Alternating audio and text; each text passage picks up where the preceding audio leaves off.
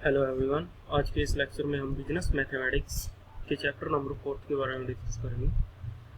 Chapter number 4 में हम first mathematical model and formulations of LPP के बारे में बात करते हैं। LPP means linear programming problem. इसमें हमारे पास कोई भी प्रॉब्लम, जैसे कि किसी कंपनी की प्रोडक्शंस की या फिर किसी कंपनी की कार सेलिंग की, इस तरह से कोई ना कोई प्रॉब्लम दी होगी, उसे हमें क्या करना है, मैथमेटिकल फॉर्मुलेशंस में उसे लिखना है, यानी कि मैथमेटिकल इन इक्वेशंस और इक्वेशंस में उसे हमें प्रॉब्लम को रिड्यूस करना है। आइए इसको एक एग्जांपल की हेल्प से यहाँ पे समझते हैं। जैसे कि हमारे पास दिया गया है किसी फर्म की, कोई फर्म है,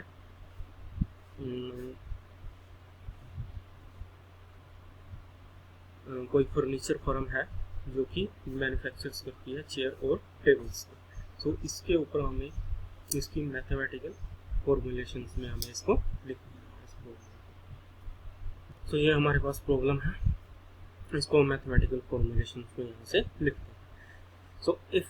A furniture firm manufactures chairs and tables, each requiring the use of 3 machines A, B and C।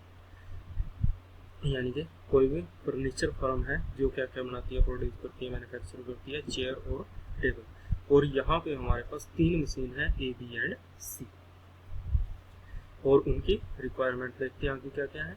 Production of 1 chair requires 2 hours on machine A, यानी कि एक चेयर के प्रोडक्शंस में जो मशीन ए है वो उसे कितने आवर्स की जरूरत है, 2 आवर्स, यानी 2 आवर्स में एक चेयर का प्रोडक्शन करती है machine A. 1 hours on machine B and 1 hours on machine C, और बी और सी मशीन से वो कितना टाइम लेती है, सिर्फ 1 hours. Each table requires 1 hours each on machine A and B, यानी कि हर एक टेबल बनाने के लिए मशीन ए और बी को कितनी रिक्वायरमेंट है, 1 hours, and 3 hours on machine C, और मशीन सी उसी एक टेबल को बनाने में कितना टाइम लेती है, 3 hours. Next, the profit realized by the selling 1 chair is 30 while for a table it is 60, यानी कि एक चेयर की सेल पे हमारे पास हमें कितना प्रॉफिट होता है, 30 रुपीज़ का, और टेबल की सेलिंग पे कितना, 60 rupees. So the total time available per week on machine A is 70 hours, on machine B is 40 hours and machine C is 90 hours, यानी कि एक वीक में मशीन के पास मैक्सिमम टाइम ए के पास 70 आवर्स है, बी के पास 40 आवर्स है और सी के पास 90 hours. So develop a mathematical formulation so as to find the number of chair and table that should be made per week so as to maximize the profit। यानी है इस पूरी की पूरी प्रॉब्लम को हमें मैथमेटिकल फॉर्मुलेशन में लिखना है और यहाँ से फाइंड आउट करना है कि कितने number of chair and table बनाई जाए कि जिससे profit maximum.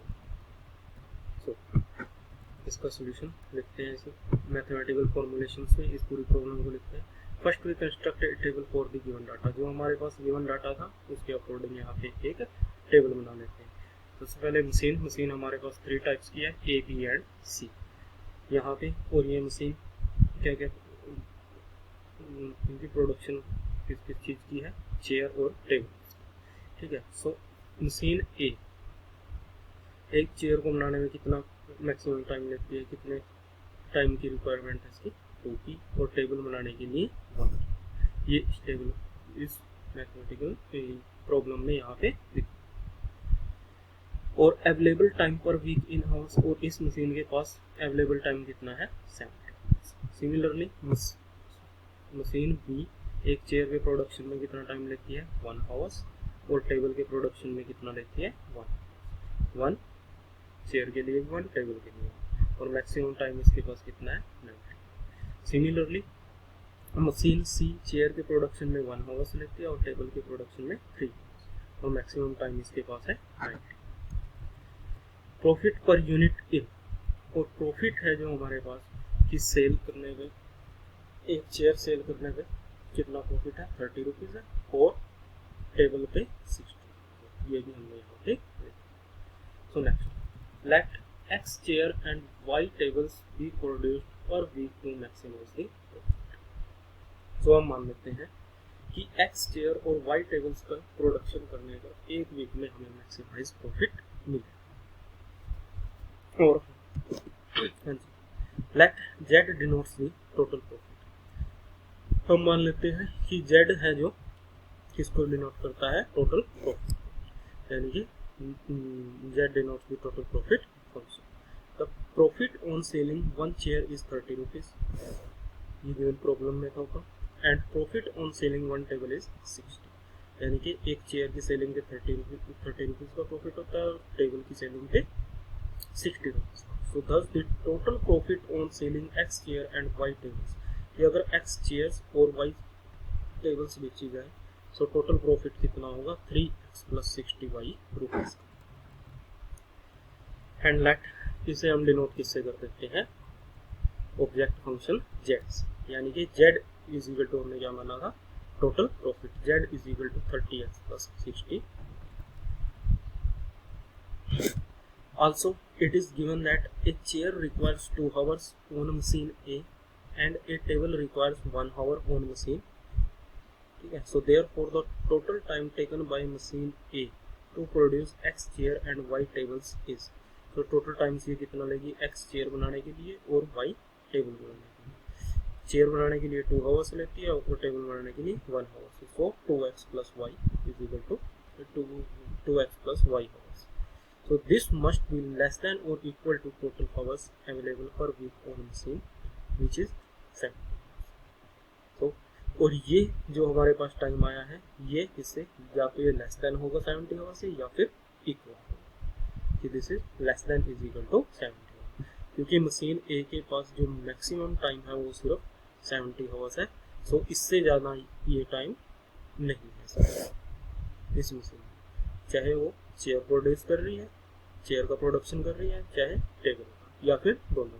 So maximum time machine ए कितना दे सकती है यहाँ से 70। सो इसलिए क्या होगा 2x plus y less than is equal to 70।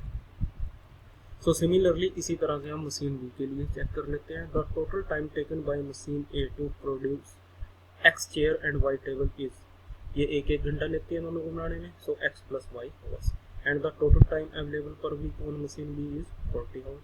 सो यहाँ से क्या होगा x plus y less than is equal to 40।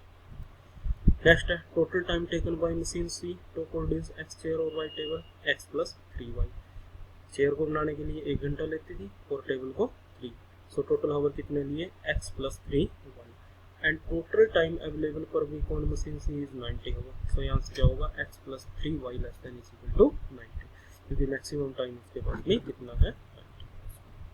So since the number of chairs and table produced cannot be negative, यानी कि चेयर और टेबल का जो प्रोडक्शन होगी या तो वो 0 हो सकती है या फिर ग्रेटर देन 0 होगी, नेगेटिव में नहीं आ सकती।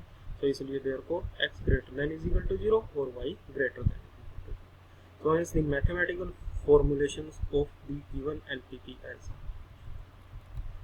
मैक्सिमाइज फंक्शन है जो हमारे पास ऑब्जेक्टिव फंक्शन है, वो क्या आ गया यहाँ से, maximize z is equal to 30x plus 60y subject to constraints, और यहाँ से जो हमारे पास इन इक्वालिटीज आएंगी वो कौन कौन सी होंगी, 2x plus y less than is equal to 70, x plus y less than is equal to 40, x plus y less than is equal to 90, and x greater than is equal to 0 and y greater than is equal to 0। so ये बन गई हमारे पास mathematical formulations for the given help। ये जो हमारे पास inequalities या equations होती हैं ये हमारे पास प्रॉब्लम के अकॉर्डिंग आती है कि हमारे पास जो भी मैथमेटिकल प्रॉब्लम दी गई थी कि वो क्या थी। यहाँ पे हो सकता है किसी दूसरी प्रॉब्लम में ये ग्रेटर देन भी हो सकते हैं कि 2x plus y greater than is equal to 40 हो या 70 या कुछ भी, ठीक है, और इक्वल में। तो वो डिपेंड करेगा हमारे पास जो भी हमारे पास गिवन प्रॉब्लम थी उसके अकॉर्डिंग। सो उस प्रॉब्लम को हमने इस मैथमेटिकल इक्वेशंस की फॉर्म में लिख लिया। सो यही हमारे पास क्या है मैथमेटिकल फॉर्म।